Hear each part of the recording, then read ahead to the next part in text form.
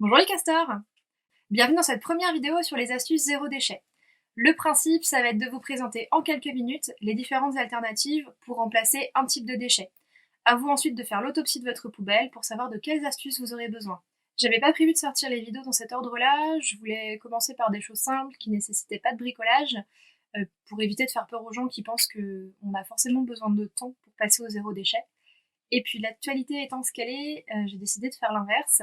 C'est clairement pas le bon moment pour aller se balader dans les marchés, dans les magasins et les biocoop. Par contre, c'est le moment idéal pour faire des ateliers bricolage à la maison.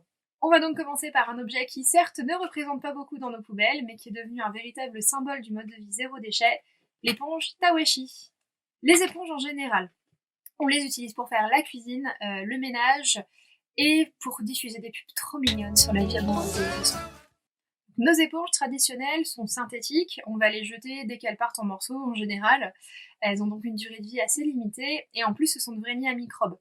Pour bien faire, il faudrait les jeter environ tous les mois. Alors que notre éponge Tawashi, elle va être créée à partir de vieux textiles. Donc souvent on parle de chaussettes, mais énormément de choses, les collants, les vieux t-shirts et par exemple les filets à légumes et à fruits également. Je vous invite donc à aller chercher votre tiroir à chaussettes et faire le tri dans vos chaussettes et vos collants troués. Va faire le tri.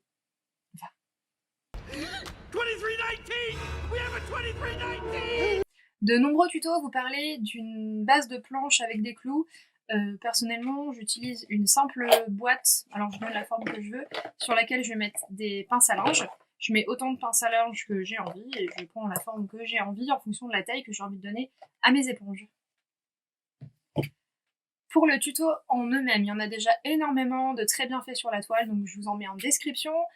Tout ce que vous avez besoin, c'est donc une boîte, si possible carré, rectangulaire, ça marche très bien aussi, de pinces à linge, de vos chaussettes et collants qui auront été coupés en lamelles de 3 cm à peu près, donc du coup il vous faut également des ciseaux, et une bonne série. Vous allez voir, en 10 minutes vous avez largement de quoi faire une éponge, donc devant une série ça va très très vite. On l'utilise comme une éponge normale, donc il faut juste s'habituer. Au début c'est un petit peu surprenant, mais ça lave tout aussi bien, et je vous conseille de varier le plus possible les matériaux pour avoir des éponges qui vont être adaptées à tous vos besoins.